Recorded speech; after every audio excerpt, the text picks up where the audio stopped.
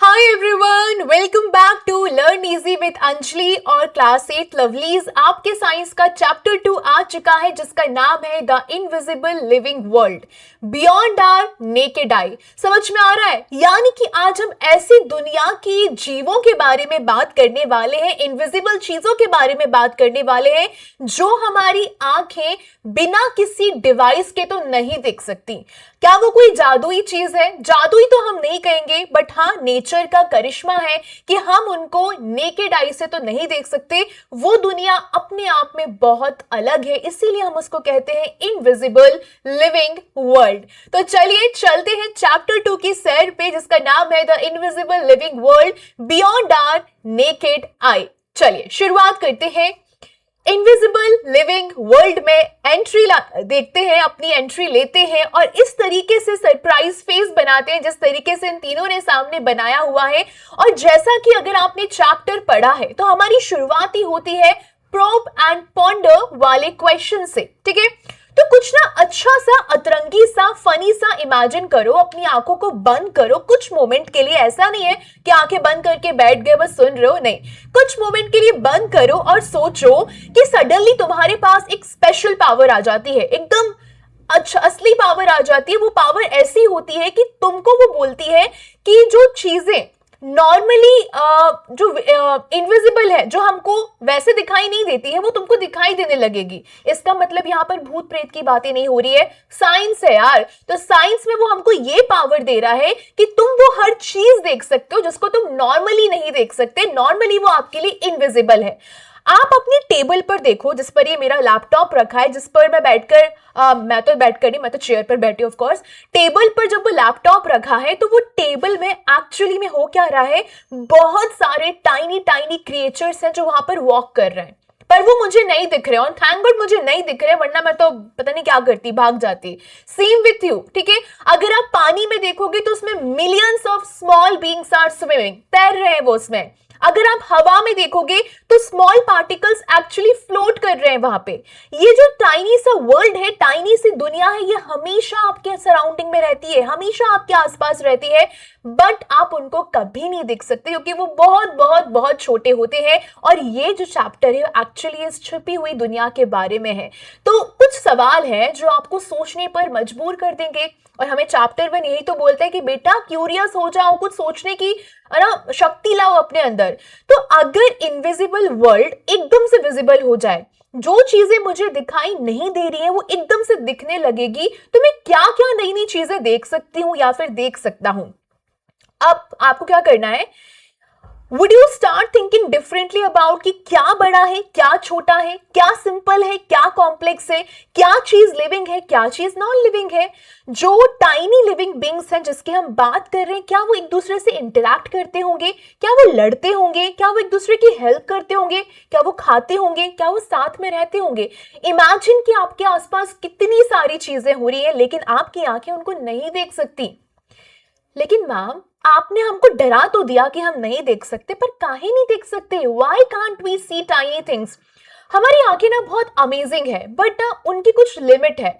वो ऑब्जेक्ट्स को देख सकती हैं, पर कंडीशन ये है कि पर्टिकुलर साइज या फिर सर्टेन साइज के ऊपर उनका साइज होना चाहिए। एग्जाम्पल, आप आंट देख सकते हो, आप एंट बोलो या फिर आंट बोलो, आप एंट देख सकते हो। लेकिन आप चींटी देख भी रहे हो वो भी ठीक है, लेकिन चींटी कभी आपने बहुत गौर से तो आज तक नहीं देखी होगी, मतलब उसकी आंखें भी दिख रही हो, बड़ी बड़ी टांगे भी दिख रही हो, तो इतना हमको नहीं दिखाई देता है, लेकिन हम चींटी देख सकते हैं। लेकिन अगर आपको ये लग रहा है कि आप बैक्टीरिया देख पाओगे, वो पॉसिबल नहीं, क्योंकि वो उससे भी मिलियंस ऑफ टाइम्स स्मॉलर होता है। और अगर हिस्ट्री की बात करी जाए, इतिहास की बात करी जाए, तो बहुत टाइम तक, बहुत समय तक मनुष्यों को या फिर कहें हम जैसे इंसानों को बिल्कुल भी आइडिया नहीं था कि ऐसे टाइनी क्रिएचर्स एग्जिस्ट करते भी होंगे। वो हर जगह थे, बट हम ह्यूमंस उनको नहीं देख पाते थे। लेकिन मैम जब वो नहीं देख पाते थे तो ह्यूमंस को कैसे पता चला कि टाइनी थिंग्स होती हैं? ह्यूमंस को कब से दिखना शुरू हुआ? तो बहुत टाइम पहले लोगों ने कुछ मैजिकल चीज डिस्कवर करी थी। वो मैजिकल चीज क्या है? एक कर्व्ड पीस ऑफ ग्लास। आप आगे चल के एक चैप्टर में लेंस भी पढ़ने वाले हो, ठीक है? तो एक कर्व्ड पीस ऑफ ग्लास उन्होंने डिस्कवर किया जो कि छोटी छोटी चीजों को बड़े बड़े रूप में दिखाने लगा। ये जो कर्व्ड ग्लास था काफी मोटा था, मिडिल से कुछ इस प्रकार से हम इमेजिन कर सकते हैं, और थिन था एजेस से, ठीक है? अगर तुम लोगों ने कॉनकेव या कॉन्वेक्स लेंस समझा है तो मुझे जरा कमेंट पे जरूर बताना कि ये वाला लेंस कौन सा होता है। ओके, तो ये कैसा दिखता था? लेंटिल सीड्स जैसा। आपने कभी अरहर की दाल खाई है? मम्मा से बोलना कि मम्मा या फिर पापा जो भी आपके यहाँ खाना बनाते हैं उनको पूछना जरूर कि अरहर की दाल या फिर तुअर की दाल, कोई सी भी दाल आपकी इच्छा हो, वो एक बार सामने से आप देखना। तो कुछ वो दाल जैसा दिखता था, लेंटिल जैसा, इसीलिए उसका नाम एक्चुअली एक दाल पे रखा गया और वो बन गया लेंटिल से लेंस।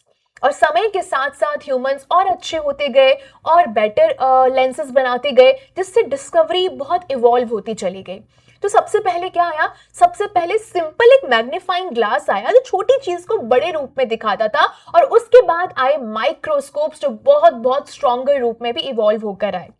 अब जो न्यू लेंस है उसने ह्यूमन को हेल्प किया ताकि वो स्मॉलर, और या फिर मैं कहूं और मिलियंस ऑफ टाइनी ऑब्जेक्ट्स को देख सकें जो उनकी आंखों से हमेशा छुपे हुए रहते थे। तो माइक्रोस्कोप ने बेसिकली क्या किया? जो एक नई दुनिया थी, जो इनविजिबल दुनिया थी, उसको देखने के रास्ते खोल दिए। A world full of tiny living creatures जिसके बारे में कोई भी नहीं जानता था, अब उसको सब देखने लगे थे।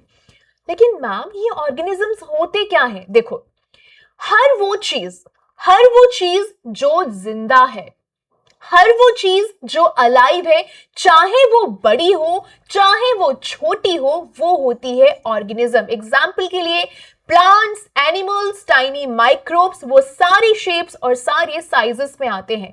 कुछ बहुत बड़े हाथी जैसे भी होते हैं, कुछ छोटे छोटे एल्गी भी होते हैं, कुछ इनफैक्ट बैक्टीरिया जितने भी छोटे होते हैं। तो आपको ऑलरेडी पता है कि इतनी वैरायटी एग्जिस्ट कर रही है। अब इमेजिन करो उस वैरायटी को जो इनविजिबल दुनिया में है, जो तुमको बिल्कुल भी दिखाई नहीं देती। तो बस सोचना, एक बार थिंक करना कि what is the smallest organism you have ever seen with your naked eye. आपने कभी सोचा है कि ठीक है मैम, आप ये तो बोल रहे हो कि हम माइक्रोस्कोप का इस्तेमाल करके एक इनविजिबल वर्ल्ड के ऑर्गेनिजम्स को देख सकते हैं, बट ये भी तो कितना अच्छा सवाल है ना कि ऐसा कौन सा स्मॉलेस्ट ऑर्गेनिज्म है जो मैंने अभी तक अपने लाइफ टाइम में अपनी नेकेड आई से देखा है। एक टाइनी इंसेक्ट, कीड़ा देखा होगा, एक आपने चींटी देखी होगी, डॉट लाइक चींटी देखी होगी, या फिर आपने बहुत छोटा प्लांट सीड देखा होगा। बट वो भी जिन हम माइक्रोब्स की बात कर रहे हैं, जिन इनविजिबल वर्ल्ड के टाइनी ऑर्गेनिजम्स की बात कर रहे हैं, वो भी उनके सामने बड़े हैं। अगर आपको लग रहा है ये कीड़ा कितना छोटा सा है, ये चींटी कितनी छोटी सी है, पर उस दुनिया के हिसाब से वो आज भी बहुत बड़े हैं। अब हमें क्या करना है? उनके बारे में ही सीखना है। लेकिन एक चीज जो आपको बहुत ढंग से देखनी है या फिर समझनी है कि इस सवाल का जवाब कि लोग ग्लासेस का इस्तेमाल क्यों करते हैं या फिर मैग्नीफाइंग ग्लासेस का इस्तेमाल क्यों करते हैं। देखो, जो रीडिंग ग्लास होता है, रीडिंग ग्लास का मतलब काइंड ऑफ ये हमारा चश्मा, ठीक है? तो जो रीडिंग ग्लास होता है वो लोगों की हेल्प करता है जिनकी आंखें एक्चुअली में फोकस नहीं कर पाती हैं। ओके, इससे आपको क्या होगा? चीजें थोड़ी बड़ी दिखाई देती हैं, क्लियर दिखाई देती हैं। लेकिन वहीं पर अगर मैग्नीफाइंग ग्लास की बात करें तो आप उसमें टाइनी टाइनी डिटेल्स भी देख सकते हो। आप एक बार कभी भी आपको लाइफ में मौका मिले तो चींटी को कभी मैग्नीफाइंग ग्लास से देखना, आपको क्लियरली उसके लेग्स दिखाई देंगे, उसकी आईज दिखाई देंगी, उसके एंटीनास दिखाई देंगे बहुत अच्छे से। थोड़ी सी डरावनी लगती है, मैंने देखी है, ठीक है? चलो, और अच्छा है वो छोटी है, वरना वो बड़ी होती तो सब डर रहे होते। ठीक है, तो हमारी पहली एक्टिविटी आती है, हमको ऑब्जर्व करना है कि नया लेंस कैसे काम करता है। आपको एक राउंड बॉटम फ्लास्क चाहिए, पानी चाहिए, कॉक चाहिए, बुक चाहिए, ठीक है? अब आप क्या करोगे? फ्लास्क को वाटर से भरोगे, क्लोज करोगे टॉप को, जो आपका कॉक का जो टॉप रहेगा उसको उससे क्लोज कर देना। अब आप फ्लास्क को एक ओपन बुक के ऊपर रखोगे और आप उसके थ्रू लेटर्स को देखोगे, जो बुक के लेटर्स हैं आप उसके थ्रू देखोगे, तो आपको ये दिखेगा कि जो लेटर्स है वो काफी बड़े दिखाई दे रहे हैं, क्योंकि जो फ्लास्क है वो पानी से भरा है, तो वो लेंस की तरह बिहेव कर रहा है। अब वो लाइट को बेंड कर देता है और इमेज को बड़ा दिखा देता है। तो यही सेम आइडिया मैग्नीफाइंग ग्लासेस में इस्तेमाल किया गया है, टेलीस्कोप्स में इस्तेमाल किया गया है, माइक्रोस्कोप्स में इस्तेमाल किया गया है, इवन आई ग्लासेस में इस्तेमाल किया गया है। तो अब सोचो, रियल मैग्नीफाइंग ग्लास जो एक चीटी पर देख रहा है, तो आपको वहां पर क्यों नहीं बिल्कुल उसकी टाइम डिटेल्स दिखाई देंगी। ओके, आप उसकी आंखें भी देख पाओगे, ठीक है, उसके एंटीनास भी देख पाओगे, उसके पैर भी देख पाओगे। ओके, सो ये एक बहुत बड़ी डिस्कवरी थी। How did we see the invisible world. लोग हमेशा से क्यूरियस थे कि यार हमारे आसपास क्या टाइनी थिंग्स हैं, क्या टाइनी चीजें हैं, बट उनके पास कोई टूल्स नहीं थे उसको देखने के लिए। तो दो साइंटिस्ट आए, दो सुपर हीरो निकल कर आए साइंस के, जिन्होंने इस चीज को हमेशा के लिए बदल दिया। सबसे पहले रॉबर्ट हुक। ये वो व्यक्ति है जिन्होंने 1665 में एक ऐसे व्यक्ति जिसने पहला सेल देखा था। ठीक है, अब आज से अगर हम 150 साल से भी ज्यादा 150 प्लस इयर्स बिफोर, इंडिया का पहला फर्स्ट वॉर ऑफ इंडिपेंडेंस और कुछ बहुत अमेजिंग चल रहा था इंग्लैंड के एक लैब में। रॉबर्ट हुक ने पब्लिश करी थी एक बुक जिसका नाम था माइक्रोग्राफिया। क्या था? माइक्रोग्राफिया। वो बहुत अच्छे ऑब्जर्वर थे, वो बहुत अच्छे आर्टिस्ट थे। इन्होंने ड्रॉ किया what he saw using an early microscope, जिसने ऑब्जेक्ट्स को 200 से 300 गुना बड़ा दिखा दिया था। और उन्होंने एक दिन देखा at a thin slice of कॉक। ओके, नाउ उनको क्या दिखाई दिया? बहुत सारे खाली डिब्बे दिखाई दिए, millions of tiny empty boxes दिखाई दिए, जो बिल्कुल, आपने अभी मधुमक्खी का छत्ता देखा है जो कुछ ऐसा दिखाई देता है, कुछ ऐसा। ओके, एक बार गूगल करना, कुछ ऐसा दिखाई देता है। ठीक है, तो ये हनी कॉम के जो कंपार्टमेंट से कुछ वैसा दिखाई दे रहा था। उन्होंने उन बॉक्सेस को नाम दिया cells. Okay, and this was the first time जो पहली बार वर्ड सेल निकल कर आया था, जो को साइंस में इस्तेमाल किया गया था, और उसे कहा था कि भैया यही वो डिब्बे हैं, यही वो कंपार्टमेंट है, यही वो सेल है जो आपकी बेसिक यूनिट ऑफ लाइफ है। Then I Antonio van Leeuwenhoek, जिनको फादर ऑफ माइक्रोबायोलॉजी कहा जाता है, उसी समय के आसपास इन द 1660s एक डच साइंटिस्ट थे जिनका नाम था एंटोनियो वैन ल्यूवेनहॉक। इन्होंने और अच्छे लेंसेज बनाए। इनके माइक्रोस्कोप्स थोड़े छोटे थे लेकिन बहुत ज्यादा पावरफुल थे, एंड वो पहले साइंटिस्ट थे जिन्होंने बहुत क्लियरली बैक्टीरिया देखा था, ब्लड सेल्स को देखा था, टाइनी लिविंग क्रिएचर्स जो कि वाटर में स्विम कर रहे थे।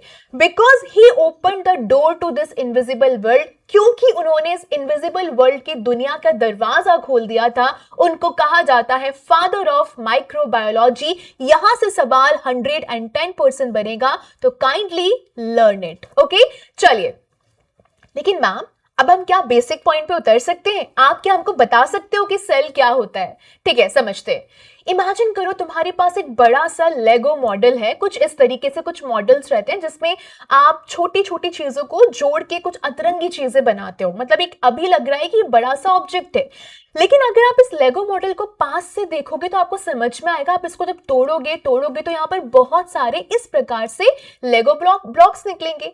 इसी प्रकार से जितनी भी चीजें हैं, जितनी भी लिविंग थिंग्स हैं, क्या क्या होते हैं? प्लांट्स, एनिमल्स, आप, मैं, हम सब किससे बने? हम भी टाइनी बिल्डिंग ब्लॉक्स से बने हैं, जिसको कहा जाता है सेल। तो अगर आपसे पूछे कि स्मॉलेस्ट लिविंग पार्ट क्या है किसी ऑर्गेनिज्म का, वो होता है cell. A cell is the smallest living part of any organism.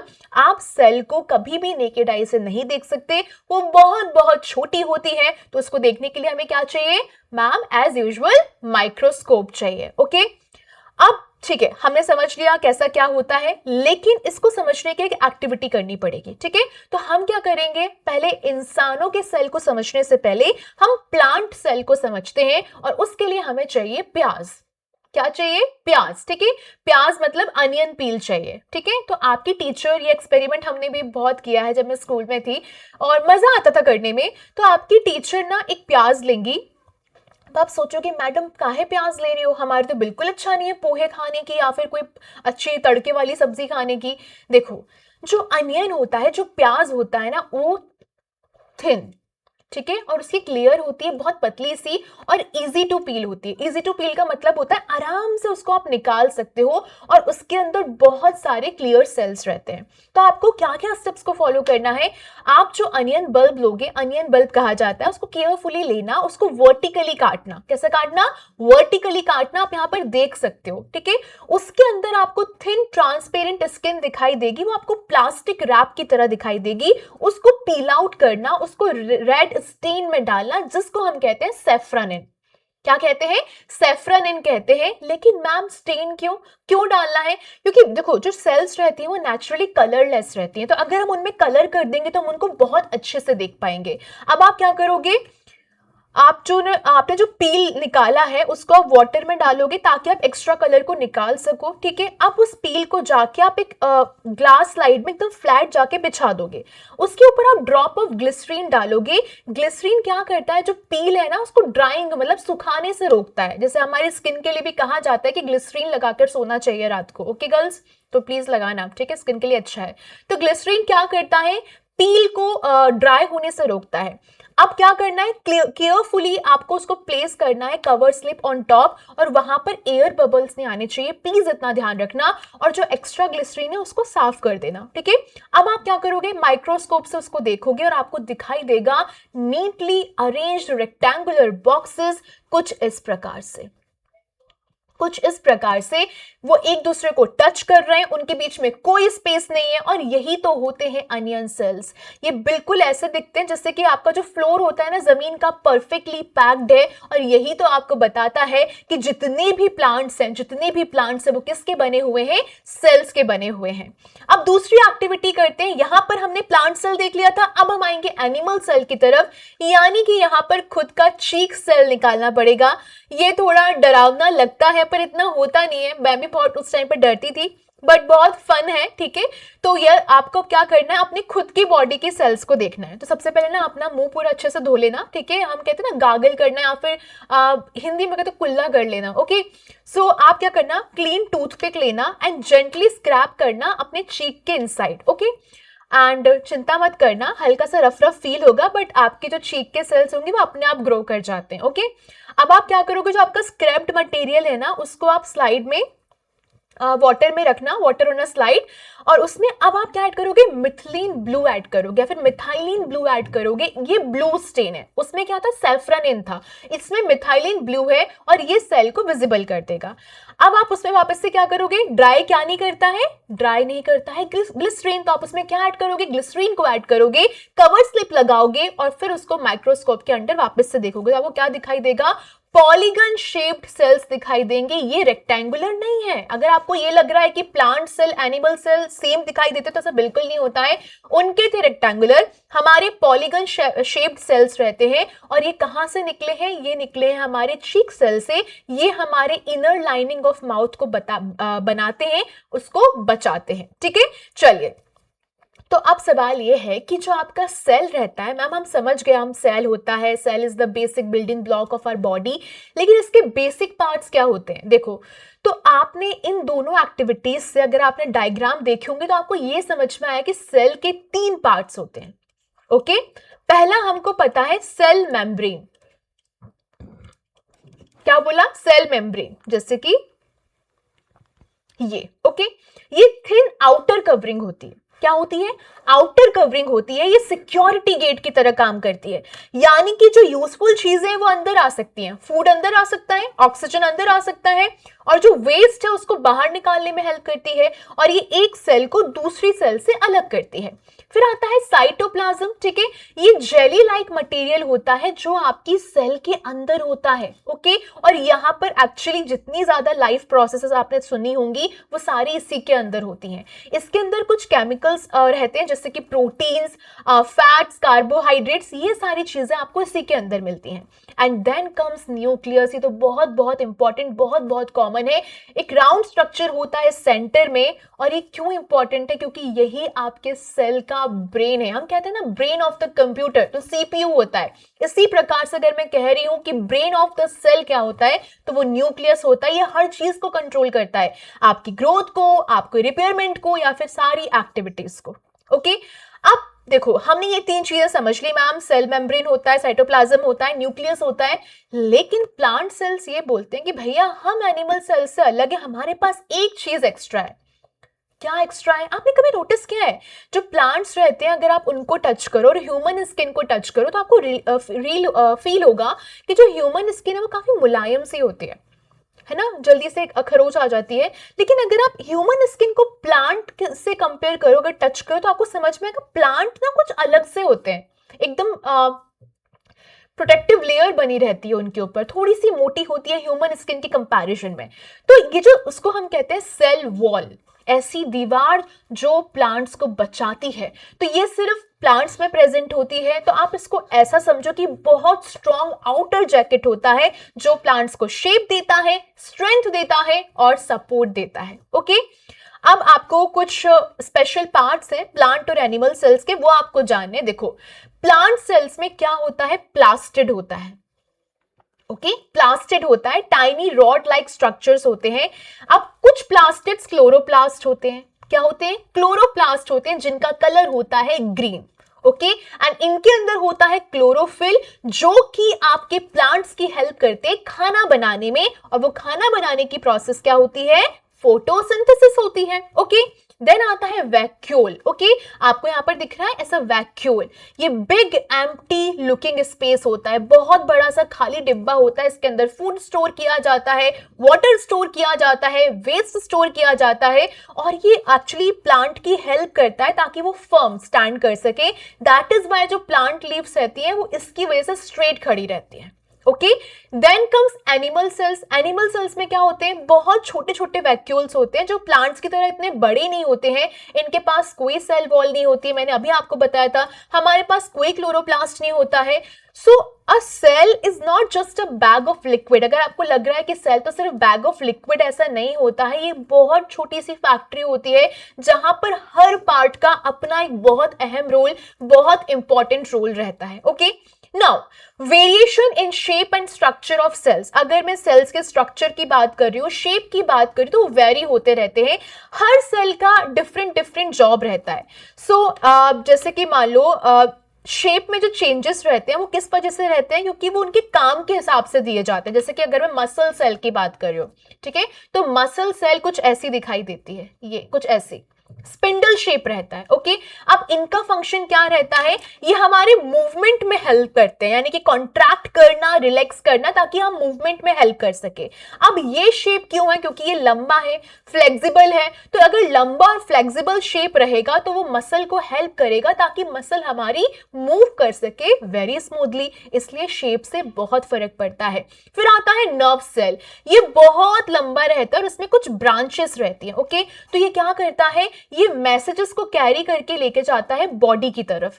पर ये इतना लंबा क्यों होता है? देखो, मैसेजेस को जरूरत होती है कि वो लंबा ट्रैवल करेंगे, बहुत लंबा जाएंगे, बहुत तेजी से जाएंगे, इसलिए लॉन्ग शेप उनकी हेल्प करता है। आपने चीक सेल देखी थी, वो फ्लैट थी, थिन थी, ऐसा क्यों था? क्योंकि वो प्रोटेक्टिव लाइनिंग को बनाते हैं। तो शेप बहुत ज्यादा मैटर करता है। ओके, अगर आपको ये लग रहा है कि प्लांट सेल्स में शेप नहीं होता है, तो ऐसा नहीं होता है। प्लांट सेल्स में भी बहुत सारे शेप के वेरिएशन होते हैं। कुछ प्लांट सेल्स रेक्टेंगुलर होते हैं, कुछ ट्यूब लाइक होते हैं, कुछ एलोंगेटेड रहते हैं।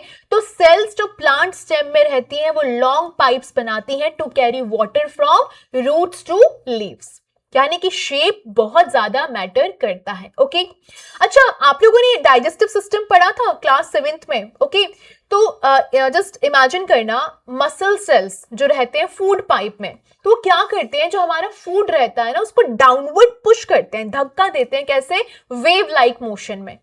इसके लिए आपकी सेल्स को फ्लेक्सिबल होना बहुत जरूरी है, पतला होना बहुत जरूरी है और स्पिंडल शेप का होना बहुत जरूरी है। अगर मैं पेट के सेल्स की बात कर रही हूं तो यहां पर डिफरेंट सेल्स डिफरेंट काम कर रही हैं।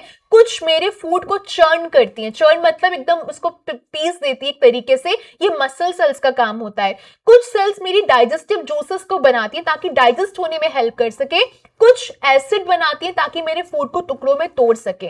तो ये सारी सेल्स साथ में आके मेरे डाइजेशन को पॉसिबल करती हैं। ओके नाउ, तो जो भी हमने पढ़ा उसको फटाक से हम सिंपलेस्ट फॉर्म में समराइज करते हैं। सेल क्या होता है मैम, आपने अभी बताया था स्मॉलेस्ट लिविंग यूनिट होती है। प्लांट सेल क्या होता है, cell membrane plus cytoplasm plus nucleus plus cell wall plus vacuole plus plastid. Animal cell में बहुत सारी चीजें नहीं होती हैं, तो जो नहीं है उनको हटा दिया। Cell membrane plus cytoplasm plus nucleus plus small vacuoles, ठीक है ना। याद रखना, प्लांट सेल में बड़े बड़े वैक्यूल होते हैं, एनिमल सेल में छोटे से होते हैं। Shape of a cell depend करता है कि इसका काम क्या है, उसकी जॉब क्या है। मसल सेल मूवमेंट के लिए इस्तेमाल किया जाता है, नर्व सेल मैसेज को कैरी करता है, चीक सेल प्रोटेक्शन करता है। प्लांट सेल्स भी आपके शेप में वेरी करते हैं, रेक्टेंगुलर हो सकता है, ट्यूब लाइक हो सकता है। ओके चलो आगे बढ़ते हैं। So what are the levels of organization in the body of a living organism? देखो, अगर किसी का घर बन रहा है तो पहले क्या होता है, ईंटें लगती हैं।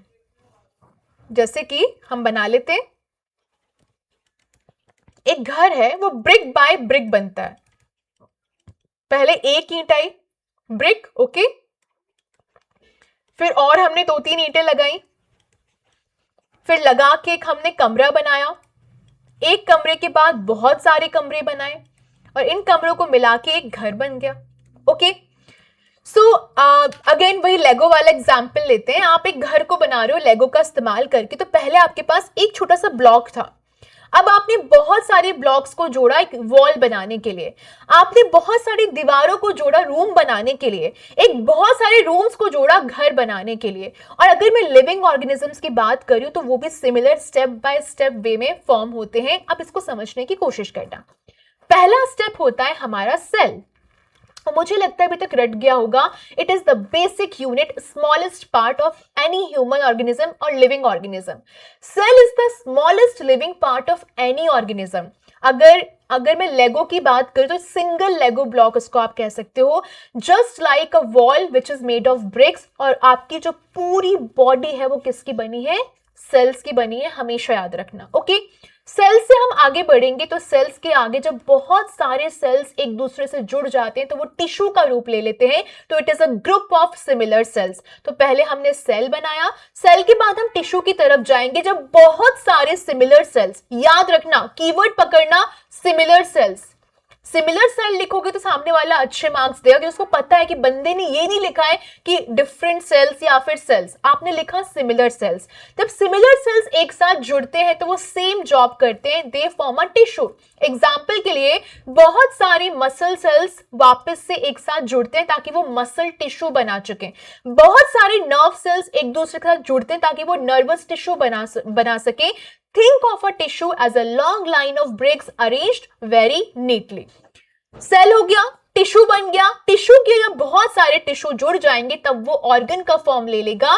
Different tissues combine to make an organ. Example मेरा स्टमक, हमारा heart, lungs, leaves in plants या फिर स्टेम। और हर ऑर्गन का अपना एक स्पेशल जॉब होता है। जैसे कि मेरे स्टमक का काम क्या है, मेरे खाने को अच्छे से पीसना और डाइजेस्ट करना।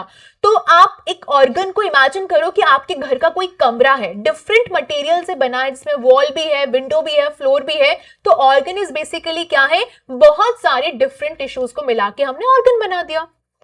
हमने मैम सेल बना लिया, हमने टिश्यू बना लिया, हमने ऑर्गन बना लिया। अब बारी है ऑर्गन सिस्टम की, जब बहुत सारे ऑर्गन साथ में काम करते हैं। A group of organs that work together to do a job, इसको हम कहते हैं ऑर्गन सिस्टम। जैसे कि डाइजेस्टिव सिस्टम, उसमें क्या क्या है, mouth, food pipe, stomach, intestine, बहुत सारे ऑर्गन्स है उसके अंदर। Respiratory system, nose, wind pipe, lungs. Circulatory system, heart है, ब्लड वेसल्स है, ब्लड है। दिस इज लाइक बहुत सारे rooms in the house working together. जैसे कि किचन है हमारे घर में, बेडरूम है, बाथरूम है, ताकि हमारा घर यूजफुल हो जाए। तो क्या क्या देखा हमने? देखा मैम सेल, सेल के बाद टिश्यू, टिश्यू के बाद ऑर्गन, ऑर्गन के बाद ऑर्गन सिस्टम। तो क्या यहाँ पे खत्म हो गया? नहीं, अभी भी खत्म नहीं हुआ। लास्ट में हमारे पास ऑर्गेनिज्म यानी कि कंप्लीट लिविंग थिंग, आप हो, मैं हूं, ऑल ऑर्गन सिस्टम। जब सारे ऑर्गन सिस्टम साथ में आ जाएंगे तो वो कंप्लीट ऑर्गेनिज्म बनाएंगे, जैसे कि ह्यूमन, जैसे कि कोई बिल्ली, कैट, मैंगो ट्री या फिर रोज प्लांट। तो क्या ऑर्डर रहेगा? अगर आपसे एग्जाम में पूछा जाता है ऑर्डर, तो आप याद रखोगे सेल, सेल के बाद टिश्यू, टिश्यू के बाद ऑर्गन, ऑर्गन के बाद organ system and then we have organism. और इसी को हम कहते हैं लेवल्स ऑफ ऑर्गेनाइजेशन। हमेशा हमेशा याद रखना, ओके? लेकिन मैम हमको ये लेवल्स की जरूरत क्यों है? क्यों आप हमारे चैप्टर को बढ़ा रहे हो? क्योंकि लिविंग ऑर्गेनिजम्स कॉम्प्लेक्स होते हैं। एक सिंगल सेल कभी भी सारी चीजें नहीं कर पाएगी, लेकिन जब सेल्स को ऑर्गेनाइज्ड वे में कंबाइन किया जाता है वो एक कंप्लीट फंक्शनिंग लिविंग बीइंग बनते हैं।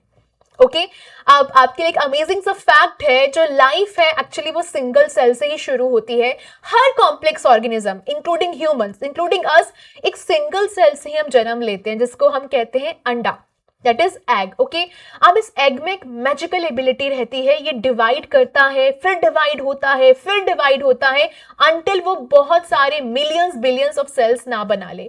तो ये जो सेल्स होते हैं वो फिर टिश्यू बनते हैं, टिश्यू के बाद वो ऑर्गन सिस्टम, ऑर्गन्स में जाते हैं, ऑर्गन के बाद वो ऑर्गन सिस्टम बनते हैं एंड देन वो ऑर्गेनिज्म बनते हैं। तो ह्यूमन जो बेबी रहता है वो भी एक सेल से ही शुरू होता है। ओके तो आपने कभी सुना है दुनिया का सबसे बिगेस्ट सेल कौन सा है? एक ऑस्ट्रिच एग का ये योक है वो सिंगल सेल होता है, कुछ ऐसा दिखाई देता है। ये लार्जेस्ट नोन सेल है ऑन अर्थ। इसका साइज 130 मिलीमीटर से 170 मिलीमीटर वाइड है, जो कि क्रिकेट बॉल से भी बड़ा है। लेकिन याद रखना the whole egg also has things that are not part of the cell, जैसे कि शेल हो गया, व्हाइट पार्ट हो गया जिसको हम एल्बिनम बोलते हैं। ये क्या करता है? आपके योग को बचाता है और हेल्प करता है। तो आपको याद रखना है कि सिर्फ ऑस्ट्रिच एग एग्जाम, मान लो आपके एग्जाम में पूछा जाता है which one is the biggest cell in the world, तो कभी भी ऑस्ट्रिच एग मत लिखकर आना प्लीज, ये लिखकर आना yolk of an ostrich egg. ठीक है, yolk of an ostrich egg. अगर सिर्फ अंडा लिखकर आओगे तो उसमें तो बहुत सारी चीजें होती हैं, शेल भी होता है, व्हाइट पार्ट भी होता है। आपको लिखकर आना है yolk of an ostrich egg is a single cell. Okay चलिए तो जल्दी से रिवाइज करते हैं। सेल मैम आपने कहा था स्मॉलेस्ट यूनिट होती है, tissue group of similar sales होते हैं, ऑर्गन ग्रुप ऑफ टिश्यूज होते हैं, organ system group of organs होते हैं, ऑर्गेनिज्म कंप्लीट लिविंग बीइंग होता है। तो लाइफ बिगिन होती है एक सेल से, फिर वो ग्रो करता है और पूरा का पूरा ऑर्गेनिज्म बन जाता है। ठीक है चलिए तो अब चलते हैं माइक्रो ऑर्गेनिजम्स की दुनिया में। आपने सीख लिया प्लांट्स, एनिमल्स ये सब सेल्स के बनते हैं। कुछ प्लांट्स और कुछ एनिमल्स में बिलियंस ऑफ सेल्स होते हैं, बट कुछ लिविंग थिंग्स होते हैं जिनमें सिर्फ एक ही सेल होता है, या फिर मैं कहूँ कुछ ही सेल होते हैं। और यही तो अतरंगी चीजें हैं जिनको हम बोलते हैं super tiny living things, micro organisms. Micro समझते हो ना, छोटा, बहुत छोटा सा ऑर्गेनिज्म। हम सब क्या है? हम सब ऑर्गेनिजम्स हैं। बाकी जो नहीं दिख रहे हैं वो क्या हो गए? माइक्रो ऑर्गेनिजम्स हो गए। आप इस वर्ड को टुकड़ों में तोड़ोगे तो समझ पाओगे। माइक्रो मतलब होता है बहुत बहुत बहुत छोटा, और ऑर्गेनिज्म का मतलब होता है living thing. So micro organisms क्या होते हैं? Living things that are too small, जिसको हम अपनी आंखों से देख पाएंगे। ओके चलो तो टाइप्स ऑफ माइक्रो ऑर्गेनिजम्स की अगर बात करी जाए तो पहला होता है यूनिसेल्यूलर। क्या बोला मैंने? यूनी प्लस सेल, यूलर, टुकड़ों में तोड़ना। तो सेल तो हमको समझ में आ गया, ठीक है। और यूनी क्या हो गया? यूनी मतलब वन सेल, जैसे कि एग्जाम्पल में बैक्टीरिया, अमीबा। तो ये क्या होते हैं? सिंगल रूम हाउस की तरह इनको इमेजिन करो, only one cell does everything. फिर आते हैं दूसरे मल्टी सेल्यूलर ऑर्गेनिजम्स। अगर यूनिसेल्यूलर में एक है तो इसमें क्या हो जाएंगे? इसमें बहुत सारे हो जाएंगे, सम फंगाई, सम एल्गी, और इनको भी माइक्रो ऑर्गेनिजम्स कहते हैं, but still too small to see without help. Okay चलिए मैम हमारा सवाल ये है कि माइक्रो ऑर्गेनिजम्स रहते कहां पर है? और मेरा जवाब ये है कि हर जगह रहते हैं।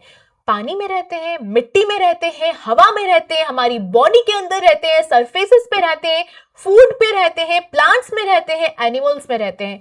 हम उनको क्यों नहीं देख सकते? क्योंकि वो बहुत बहुत बहुत टाइनी है, बहुत बहुत बहुत छोटे होते हैं। तो वे साइंटिस्ट कैसे देख पाते हैं?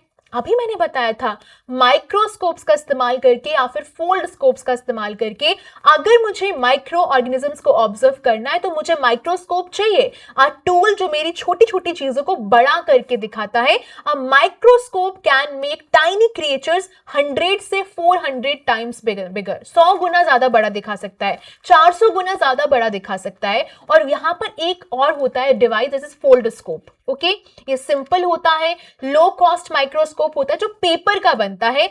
और हालांकि ये माइक्रोस्कोप जितना बढ़िया तो नहीं रहता है, बट स्टिल आप देख सकते हो माइक्रो ऑर्गेनिजम्स को। ठीक है, चलिए तो आप चले उनकी दुनिया में, कुछ एक्टिविटीज के साथ चलते हैं। Okay, so let's explore the hidden world of microbes. यहाँ पर 2.5 और 2.4 एंड 2.5 एक्टिविटी को हमको पढ़ना है, समझना है। ओके, तो मुझे ऑब्जर्व करना है पॉन्ड को, स्टैग्नेंट वाटर को। तो आप क्या करना, पॉन्ड वाटर जो रहता है उसकी जस्ट 1 ड्रॉप लेना और उसको माइक्रोस्कोप के अंदर देखना। आपको बहुत सारी छोटे छोटे लिविंग थिंग्स दिखाई देंगे जो वहां पर तैर रहे हैं, मूव कर रहे हैं, चक्कर घुमा रहे हैं, स्पिन कर रहे हैं, और ये वो माइक्रो ऑर्गेनिजम्स हैं जो पानी में रहते हैं। अब अगर मैं माइक्रो ऑर्गेनिजम्स को सॉइल सस्पेंशन में देखूं, आप क्या करना, कुछ मॉइस्ट सॉइल को लेना, उसमें पानी को ऐड करना, उसको मिक्स करना और सेटल होने के लिए छोड़ देना। अब आप क्या करोगे, 1 ड्रॉप लोगे फ्रॉम द टॉप लेयर से 1 ड्रॉप लेना और उसको माइक्रोस्कोप के अंदर जाके देखना, वो क्या दिखाई देगा। You will again see tiny creatures जो आगे पीछे मूव कर रहे हैं। इसका मतलब क्या है, soil is full of micro organisms. Okay, चलिए अब माइक्रो ऑर्गेनिजम्स जो पॉन्ड वाटर के हैं वो क्या क्या होते हैं, आपको एग्जांपल्स पूरे याद होने चाहिए। पहला होता है अमीबा, प्रोटोजोआ, इसमें एक सेल होता है, इसका शेप बहुत इरेगुलर होता है और ये कैसे मूव करता है, अपनी बॉडी को स्ट्रेच कर करके मूव करता है। ठीक है, यहाँ खींचेगा, फिर और खींचेगा, धीरे धीरे करके यहाँ पहुंच जाता है। तो इमेजिन करो टाइनी सा ब्लॉब है जो अपने शेप को चेंज करता रहता है। दूसरा है पैरामीशियम, ये भी प्रोटोजोआ है, ये भी सिंपल एक सेल जैसा होता है। ओके, ये अपने टाइनी हेयर जो मैं बना रही हूं ना आपके सामने, ऐसे कुछ टाइनी हेयर रहते हैं जिसको हम सिलिया कहते हैं, इसका इस्तेमाल करके मूव करता है। और ये चप्पल की शेप का थोड़ा बहुत दिखता है और ये वाटर में आराम से मूव करता है। फिर आता है एल्गी, एल्गी भी सिंगल सेल होता है। ये ग्रीन होता है क्योंकि इसके अंदर होता है क्लोरोफिल। क्लोरोफिल अभी हमने पढ़ा था, कहाँ पढ़ा था, क्लोरोप्लास्ट में। और क्लोरोप्लास्ट किस में था, प्लांट सेल में था कि एनिमल सेल में था, जल्दी बताओ, कमेंट करो, मैं चेक करूंगी। And it can move using special structures. और ये क्या है, tiny plant like micro organisms है। ओके, चलिए अब अगर मैं मिट्टी के माइक्रो ऑर्गेनिजम्स की बात करती हूँ तो मैं ब्रेड मोल्ड की बात करती हूँ, विच इज फंगाई। ये टाइनी थ्रेड जैसे दिखते हैं, फिलामेंट्स जैसे दिखते हैं, इनमें कोई क्लोरोफिल नहीं होता, इनका सेट लाइक स्ट्रक्चर होता है। ये फंगस है जो कि पुरानी पुरानी ब्रेड पे आपको दिख जाएगी, वहां पर ये उगती है। ठीक है, एक होता है मोल्ड फंगाई, ये भी थ्रेड लाइक होता है, इसका ब्रश शेप्ड स्ट्रक्चर होता है, कॉमनली फाउंड ऑन सड़े हुए खाने पे ये मिलता है आपको। फिर होता है एल्गी, ये ग्रीन होता है, स्फेरिकल होता है, इसमें क्या होता है मैंने बताया था, क्लोरोफिल होता है, ये आपको सॉइल में भी मिलता है। और फिर आता है बैक्टीरिया, बैक्टीरिया आपको बहुत सारे शेप में मिलेंगे। भैया बताइए कौन सा शेप चाहिए आपको, स्फेरिकल चाहिए, कॉमा शेप चाहिए, स्पाइरल चाहिए, रॉड शेप चाहिए, मतलब इनके पास हर तरीके के शेप मिल जाएंगे। और इनके पास हेयर लाइक स्ट्रक्चर्स होते हैं मूव करने के लिए, ये हर जगह होते हैं, हमारे हाथ में होते हैं, मिट्टी में होते हैं, पानी में होते हैं, हर जगह ये स्थित है। ओके, तो अगर मैं डेफिनेशन की बात करूं, बहुत सिंपल डेफिनेशन जो आपको याद हो जाए, micro organisms tiny living beings होते हैं जो कि आप कभी भी एकदम अपनी नेकेड आई से नहीं देख सकते। अच्छा, एक चीज और कि अगर मैं अमीबा की बात कर रही हूँ, प्रोटोजोआ की बात कर रही हूँ, तो आपको एक इमेज वाला सेक्शन दिया हुआ है आपके एनसीईआरटी में, उसको प्लीज एक बार देख लेना। ठीक है, बाकी मैं यहाँ पर एक बार रीड कर देती हूँ ताकि आप उसको विजुअलाइज कर पाओ। अमीबा दैट इज प्रोटोजोआ, ये कुछ ऐसा है, सिंगल सेल है, मूविंग है, इरेगुलर शेप है। पैरामीशियम प्रोटोजोआ सिंगल सेल है, moves from one place to another, movement takes place with the help of specialized structures जिनको मैंने क्या बोला, सिलिया बोला। ओके, then comes algae, कुछ ऐसे दिखते हैं। Single cell looks green because of the presence of green pigment, और green pigment का नाम क्या है, जल्दी से बताओ, कमेंट करो। Movement takes place with the help of specialised structures. ठीक है, चलिए अब सॉइल सस्पेंशन में कौन कौन से ऑर्गेनिजम्स हैं? ब्रेड मोल्ड, ठीक है, ब्रेड मोल्ड, फंगाई, कुछ ऐसे आपको दिखेंगे, branched filament without chlorophyll having set like structure. फिर है mould, simple fungi, branched filament without chlorophyll having brush like structure. Then comes algae, spherical है, प्रेजेंस ऑफ क्लोरोफिल है, अ ग्रीन पिगमेंट है। और फिर आता है bacteria, spherical, comma, spiral or rod shaped, one long hair structure and many small hair-like projections around the cell. हुआ इतना? आगे बढ़े, चलिए। तो हमने क्या क्या सीखा? मैम आपने ये बताया था कि माइक्रो ऑर्गेनिजम्स हर जगह होते हैं, आपको माइक्रोस्कोप की जरूरत पड़ती है उनको देखने के लिए। बहुत सारी माइक्रो ऑर्गेनिजम्स हैं जो कि पॉन्ड वाटर में भी रहते हैं, सॉइल में भी रहते हैं, पर वो बहुत सारे शेप्स में आते हैं, बहुत सारे टाइप्स में आते हैं। बैक्टीरिया हो गया, फंगाई हो गया, प्रोटोजोआ हो गया, एल्गी हो गया। क्या तुमने कभी वायरसेस के बारे में सुना है? कभी सुना है? ठीक है, देखो वायरसेस भी माइक्रोस्कोपिक रहते हैं, बट एक्चुअली में वो ट्रू सेल्स नहीं होते हैं, वो एसेल्यूलर होते हैं। ओके, वायरसेस मल्टीप्लाई होते हैं only inside a living cell. जब वो किसी लिविंग सेल के अंदर जाएंगे तभी वो खुद को मल्टीप्लाई करते हैं। वो प्लांट्स को इन्फेक्ट कर सकते हैं, एनिमल्स को इन्फेक्ट कर सकते हैं, ह्यूमंस को इन्फेक्ट कर सकते हैं, इवन बैक्टीरिया को भी इन्फेक्ट कर सकते हैं। तो कुछ वायरसेस हैं जिनकी वजह से डिजीज होती है।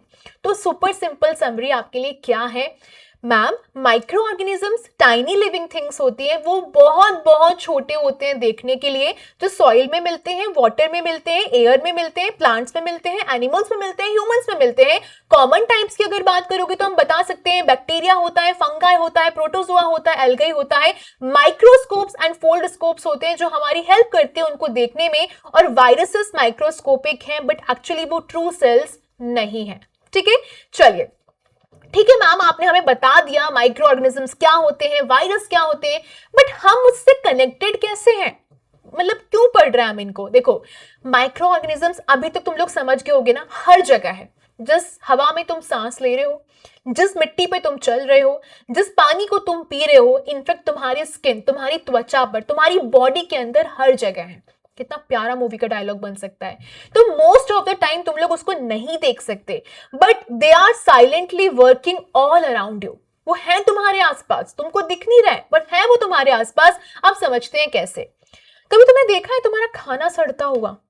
एक लेमन के बारे में सोचो, एक ऑरेंज के बारे में सोचो, एक टोमेटो के बारे में सोचो, तो तुमने बाहर छोड़ दिया होगा, ब्रेड तुमने रख के बाहर भूल गए। कुछ दिन बाद तुम देखोगे एक व्हाइट कॉटन जैसा ग्रोथ हो गया है तुम्हारे फलों के ऊपर, एक ग्रीन पाउडरी पैचेस सा बन गया है, ब्लैक डॉट्स बन गए, बहुत गंदी सड़न वाली स्मेल आ रही है। पर ऐसा होता क्यों है? क्योंकि माइक्रोब्स को मिल गया है फ्री का खाना, तो माइक्रोब्स ने फूड पे अटैक कर दिया और उनपे ग्रो करना शुरू कर दिया। पर ये माइक्रोब्स आए कहां से मैम? हवा से आए, डस्ट से आए, पानी से आए, आपने जिस हाथों से कभी छुआ होगा वहां से आए, इंसेक्ट्स ने आके डाल दिए, या फिर मिट्टी से आए। माइक्रोब्स हर जगह ट्रैवल करते हैं, वो फूड पर लैंड करते हैं, फूड पर ग्रो भी कर जाते हैं और उनको सड़ा भी देते हैं, खराब भी कर देते हैं। तो माइक्रोब्स कहाँ कहाँ मिलते हैं? अभी बताया था मैम आपने, पानी में मिलते हैं, मिट्टी में मिलते हैं, हवा में मिलते हैं, प्लांट्स के अंदर मिलते हैं, एनिमल्स के अंदर मिलते हैं, और बॉडी के, हमारी खुद की बॉडी के अंदर भी मिलते हैं, स्पेशली हमारे गट में, यानी कि हमारे पेट की बात करी जा रही है। ओके, तो ये तो फिर भी ऐसे बैक्टीरियाज हैं, या फिर मैं माइक्रोब्स की बात करूं, कुछ ऐसे माइक्रोब्स हैं जो फिर भी थोड़ा नॉर्मल टेम्परेचर पर जी पा रहे हैं। कुछ माइक्रोब्स इतने ढीठ होते हैं, वो कहते हैं कि हम तो एक्सट्रीम प्लेसेस पे रहेंगे। एक्सट्रीम प्लेसेस का मतलब क्या है? कि या तो भाई भयानक गर्मी होनी चाहिए, या तो भयानक ठंडी होनी चाहिए, हम नॉर्मल टेम्परेचर पे नहीं रहेंगे। या तो बॉइलिंग हॉट वाटर स्प्रिंग्स होने चाहिए, या फिर एकदम गहरे आइस और स्नो में जाके रहेंगे, या फिर बहुत सॉल्टी लेक्स में जाके रहेंगे, या फिर बहुत एसिडिक एरिया होना चाहिए, या फिर बहुत बेसिक एरिया होना चाहिए। माइक्रोब्स एक्चुअली बहुत सारे शेप्स में आते हैं, राउंड होते हैं, रॉड होते हैं, स्पाइरल होते हैं, इरेगुलर होते हैं, जस्ट लाइक अभी आपने कुछ देर पहले टेबल में देखा था। So microbes are extremely diverse. Okay, लेकिन मैम ये डाइवर्सिटी हमारी कैसे हेल्प कर रही है? माइक्रोब्स देखो बुरे नहीं होते हैं, कुछ कुछ अच्छे भी होते हैं जो हमारे दैनिक जीवन में बहुत हेल्प करते हैं, एनवायरनमेंट को क्लीन करने में, हमारे वेस्ट को ब्रेक करने में, कुछ फूड्स को बनाने में, जैसे कर्ड वो बनाते हैं, डोसा का बैटर बहुत यमी डिश है यार, ब्रेड बनाने में हेल्प करते हैं, प्लांट्स को ग्रो करने में हेल्प करते हैं, ऑक्सीजन को प्रोड्यूस करने में हेल्प करते हैं जिसको माइक्रो एल्गी बोलते हैं, मेडिसिन को बनाने में हेल्प करते हैं, फ्यूल को प्रोड्यूस करने में हेल्प करते हैं, बायोगैस हो गया। अब इन चीजों को हम वन बाय वन समझने की कोशिश करते हैं। देखो कुछ की प्लेयर्स हैं इन्वायरमेंट को क्लीन करने में। तो बेसिकली जो आपके माइक्रो ऑर्गेनिजम्स होते हैं वो कुछ इस प्रकार से एक्ट करते हैं जैसे कि वो नेचर की क्लीनिंग टीम है, ठीक है। अब देखो ये एक्टिविटी है 2.7, समझना जो आपका फूड वेस्ट रहता है उसका होता क्या है। आपने एक कंटेनर लिया जिसको आपने गार्डन सॉइल से आधा भर दिया, उसमें आप क्या करना, फ्रूट को ऐड करना और वेजिटेबल पील्स को ऐड करना और उसको वापस से अनदर लेयर ऑफ सॉइल से कवर कर देना, इसको 2-3 हफ्ते के लिए छोड़ देना। तो इसका ऑब्जर्वेशन क्या है, आपका जो पील है वो गायब हो जाएगा, डिसअपियर हो जाएगा, ओके। एक dark soil like material form हो जाएगा, ये होता है मैन्योर जो कि न्यूट्रिएंट्स में बहुत अच्छा होता है। बट ये जो पील है वो मैन्योर में कैसे कन्वर्ट होती है, क्योंकि माइक्रोब्स जो सॉइल में रहते हैं वो होते हैं bacteria and fungi. Bacteria fungi क्या करते हैं, आपके प्लांट वेस्ट को ना स्लोली स्लोली तोड़ने लगते हैं, ब्रेक डाउन कर देते हैं, और इसी प्रोसेस को हम कहते हैं डीकंपोजिशन। क्या कहते हैं, डीकंपोजिशन। एक कंपोजिशन को आपने एकदम तोड़ दिया तो वो क्या कहलाया, डीकंपोजिशन कहलाया, ओके। लेकिन मैम जो ये गार्डनर्स रहते हैं वो जो ये एकदम गिरी हुई सूखी पत्तियां रहती है, प्लांट वेस्ट रहता है, उसे कलेक्ट क्यों करते हैं, इकट्ठा क्यों करते हैं, क्योंकि वो उस वेस्ट को पिट्स में डालते हैं, पिट्स मतलब गड्ढों में डालते हैं, माइक्रोब्स उनको तोड़ देता है और कुछ समय बाद ये नेचुरल मैन्योर बन जाता है और वहां पर प्लांट्स बहुत अच्छे से ग्रो करते हैं। सो बेसिकली माइक्रोब्स किस चीज में हेल्प कर रहा है, ये रिटर्न करता है न्यूट्रिएंट्स को बैक टू द सॉइल, ये एनवायरनमेंट को क्लीन करता है, ये डेड प्लांट्स को क्लियर करता है, ये डिकम्पोज करता है डेड एनिमल्स को, और ये एनिमल वेस्ट को या फिर मैं कहूं डंग को ब्रेक डाउन कर देता है। और अगर माइक्रो ऑर्गेनिजम्स नहीं होते हैं तो dead bodies of plants and animals would pile up. क्या होगा, अगर माइक्रो ऑर्गेनिजम्स नहीं रहेंगे तो जैसे डेड बॉडीज बहुत सारी जानवरों की रहती हैं, वो एकदम एक के ऊपर एक के ऊपर एक के ऊपर इकट्ठी होते जाएंगे। तो इनका होना बहुत जरूरी है। जो वेस्ट है, जो कचरा जो बाहर रहता है वो हमेशा के लिए बाहर रह जाएगा, जो सॉइल है उसका न्यूट्रिएंट खत्म हो जाएगा, एनवायरनमेंट बहुत गंदा सड़ा हुआ एकदम बदबूदार आपको फील होगा कि कितना ज्यादा गंदा स्मेल कर रहा है। तो अर्थ अगर माइक्रो ऑर्गेनिजम्स नहीं रहेंगे तो अपने आप को रिसाइकल नहीं कर पाएगी, इसीलिए बहुत बहुत बहुत इंपॉर्टेंट है, ठीक है। चलिए, अब माइक्रोब्स जो रहते हैं उनको सोर्स ऑफ बायोगैस भी माना जाता है। कुछ माइक्रोब्स हैं जो ऑक्सीजन के बिना रह लेते हैं। ये बैक्टीरिया क्या करते हैं, प्लांट और एनिमल वेस्ट को ब्रेक डाउन करते हैं और कार्बन डाइऑक्साइड को रिलीज करते हैं, मीथेन को रिलीज करते हैं जो कि बायोगैस की मेन गैस रहती है, ओके। तो मीथेन एक फ्यूल होता है जो आप कुकिंग के लिए इस्तेमाल करते हो, हीटिंग के लिए इस्तेमाल करते हो, बायोगैस प्लांट्स को रन करने के लिए इस्तेमाल करते हो, इलेक्ट्रिसिटी को प्रोड्यूस करने के लिए इस्तेमाल करते हो, स्पेशल व्हीकल्स को रन करने के लिए इस्तेमाल करते हो। तो माइक्रोब्स ने क्या किया, माइक्रोब्स ने वेस्ट को ब्रेक किया, मीथेन को प्रोड्यूस किया और ह्यूमंस ने इसको इस्तेमाल किया एज अ फ्यूल, ठीक है। तो इसको भी आप प्लीज याद रखना। अगर वो सवाल पूछ ले आपके टीचर कि बताओ कैसे जो माइक्रोब्स है वो मीथेन बनाने में हेल्प करते हैं या फिर हमारी हेल्प करते हैं, तो आप बता देना देखो भैया उस तरीके से वो सारी स्टेप्स को फॉलो करते हैं, ठीक है। चलिए, तो एक साइंटिस्ट हैं डॉक्टर आनंद मोहन चक्रवर्ती, इन्होंने बैक्टीरिया के बारे में पढ़ा था। 1971 की बात करी जा रही है। उन्होंने स्पेशल बैक्टीरियम क्रिएट किया था जो कि ऑयल स्पिल्स, जो हमारे अगर आपने देखो समंदर में भी तेल बहुत ज्यादा गिरता है तो ये ऑयल स्पिल्स को टुकड़ों में तोड़ता था, ब्रेक डाउन करता था और पोल्यूटेड वाटर को क्लीन करता था, और उन्हें इस डिस्कवरी के लिए पेटेंट मिला था। इनके वर्क ने ये प्रूव किया था कि microbes can solve big environmental problems also, okay. चलिए, अब माइक्रो ऑर्गेनिजम्स और खाने की बात करी जाती है तो माइक्रोब्स हमारी किचन में कैसे हेल्प करते हैं, तो सिंपल किचन एक्टिविटीज समझते हैं। जैसे मान लो आपने कभी देखा होगा भटूरों के लिए जो मम्मा आटा गूंथती है, ओके, तो वो धीरे धीरे फूल के बहुत बड़ा सा दिखने लगता है। फिर ब्रेड के लिए जो आटा गूंथा जाता है, तो आप एक काम करना, 2 बोल लेना, ए और बी। आप चाहे आटा ले लो, आप चाहे मैदा ले लो, शुगर ले लो, गर्म पानी ले लो और ईस्ट लेना, ठीक है। और वो सिर्फ बोल ए में डालना, सिर्फ पहले कटोरे में डालना जो ए है, ठीक है। अब आप क्या करना, जो आपका आटा है और शुगर है उनको दोनों बोल में डालना, और ईस्ट को किस में डालोगे, सिर्फ बोल ए में डालना। अब उन दोनों को वार्म वाटर से गूंथ देना और उसको वार्म प्लेस पे कवर करके रख देना। 4-5 घंटे बाद पता तुम लोग क्या ऑब्जर्व करोगे, जो मेरा आटा था बोल ए में वो फूल गया है, बहुत सॉफ्ट सा फील हो रहा है, फ्लफी सा फील हो रहा है, और लेकिन इसमें स्मेल भी थोड़ी डिफरेंट सी आ रही है। लेकिन जो मेरा आटा बोल बी में था वो वैसे का वैसे ही है, डेंस है और फ्लैट है। ऐसा क्यों हुआ, क्योंकि एक्चुअली जो ईस्ट है वो माइक्रोब है। तो ईस्ट ने क्या किया, यहाँ पे ईस्ट ने शुगर को खा लिया, ठीक है, और उसने ब्रीथ किया या फिर रेस्पायर किया और कार्बन डाइऑक्साइड गैस को उसके अंदर रिलीज कर दिया।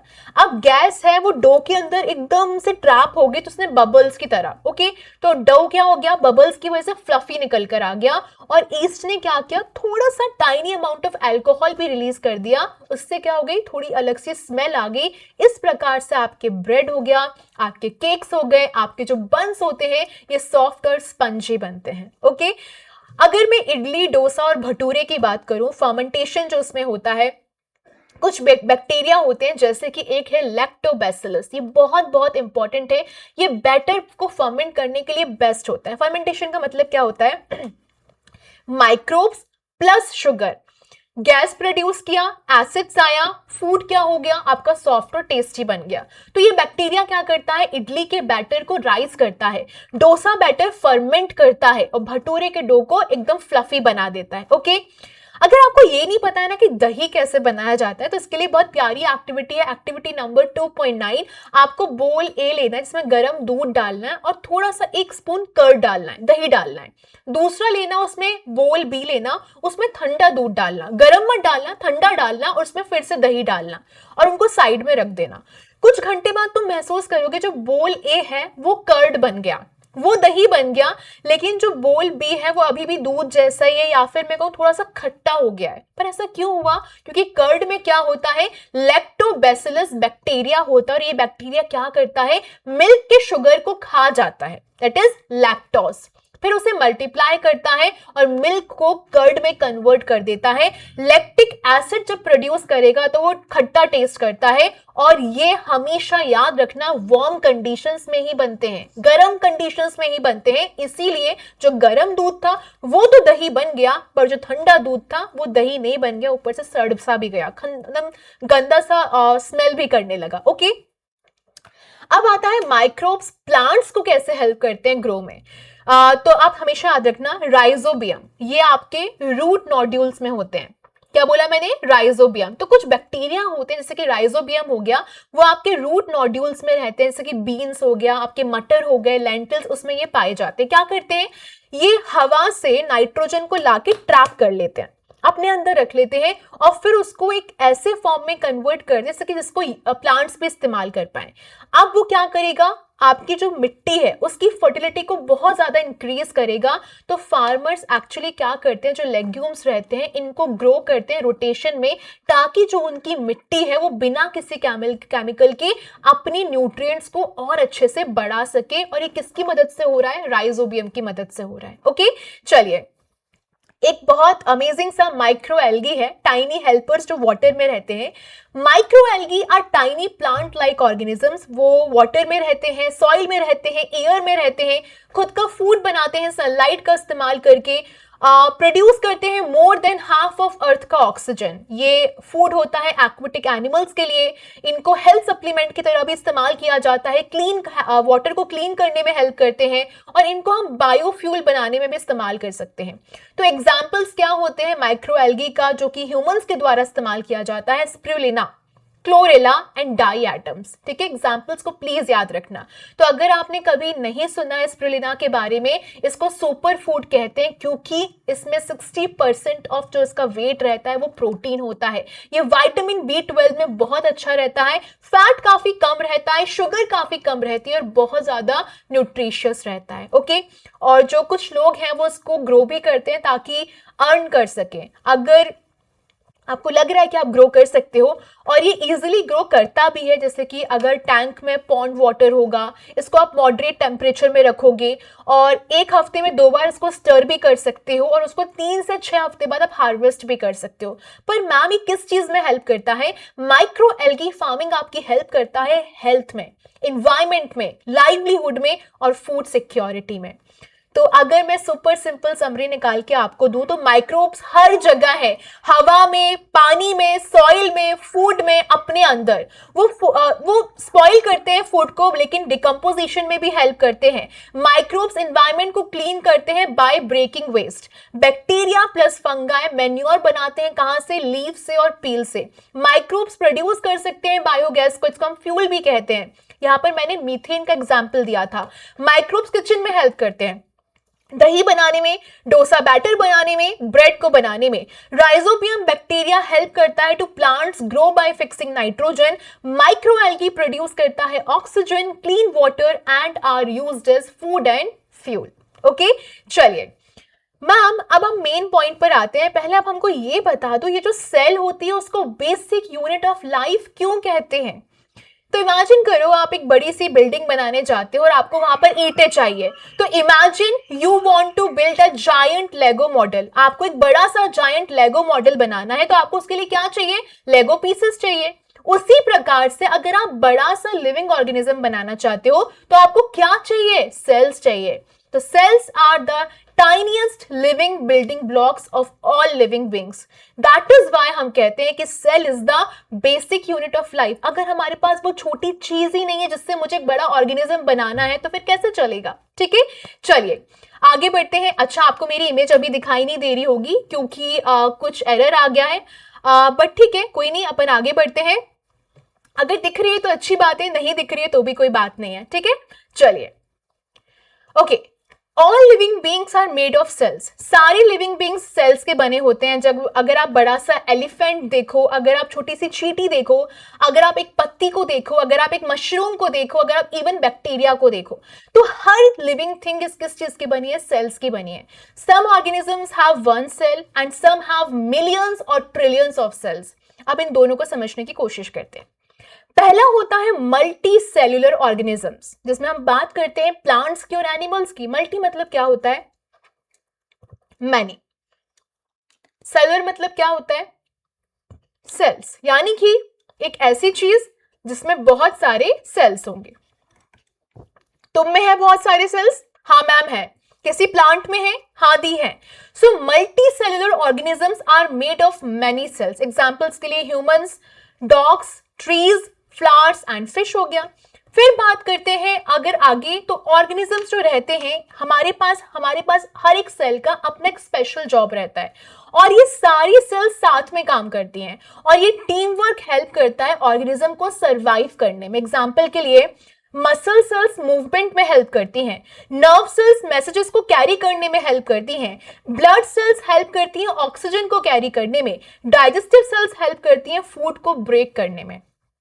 तो अगर मैं बात करूं यूनिसेल्युलर ऑर्गेनिजम्स की, बैक्टीरिया की, प्रोटोजोआ की, तो यूनि का मतलब होता है वन, और ये टाइनी ऑर्गेनिजम्स के पास सिर्फ एक सेल होती है। एग्जाम्पल के लिए बैक्टीरिया हो गया, प्रोटोजोआ हो गया, जैसे कि अमीबा की बात करी जा रही है, कुछ एल्गी की बात करी जा रही है, फिर कुछ फंगाई की बात करी जा रही है, जैसे कि ईस्ट हो गया। ओके, तो इवन दो वो एक सेल के बने होते हैं, लेकिन स्टिल वो सारी चीजें कर पाते हैं जो जिंदा होने के लिए जरूरी है। वो खाते हैं, वो ग्रो करते हैं, वो मूव करते हैं, वो रिप्रोड्यूस करते हैं, वो वेस्ट को रिमूव भी करते हैं, और सारी चीजें एक सिंगल सेल में हो रही होती हैं। अगर इससे मैं ईस्ट की बात करूं तो वो यूनिसेल्युलर फंगस होता है, लेकिन मैं मोल्ड की बात करूं तो वो मल्टी सेल्युलर फंगस होता है। जो फंगाई एक्चुअली यूनि भी हो सकता है और मल्टी भी हो सकता है। ओके, चलिए अब थोड़ा सा डिफरेंसेस को हम समझते हैं।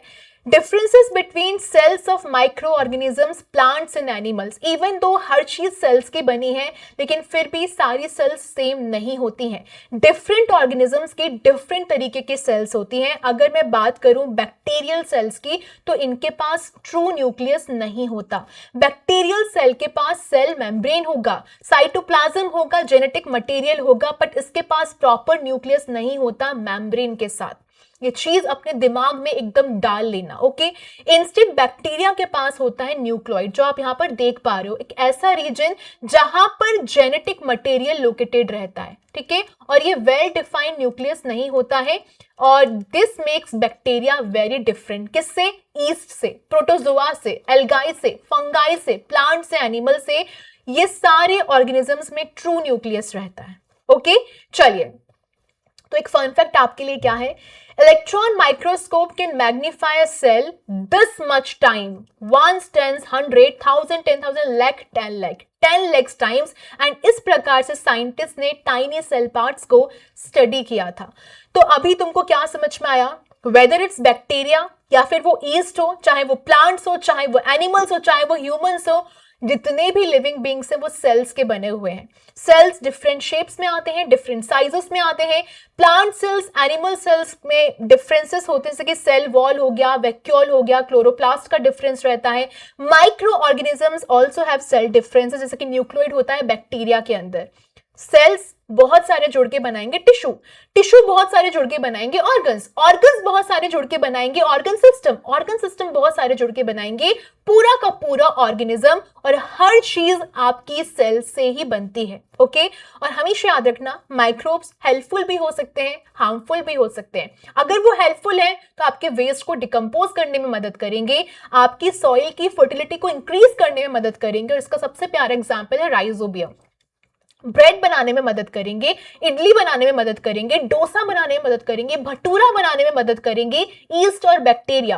कर्ड बनाने में मदद करेंगे लैक्टोबैसिलस। याद रखना, गर्म दूध में ही कर्ड बनेगा।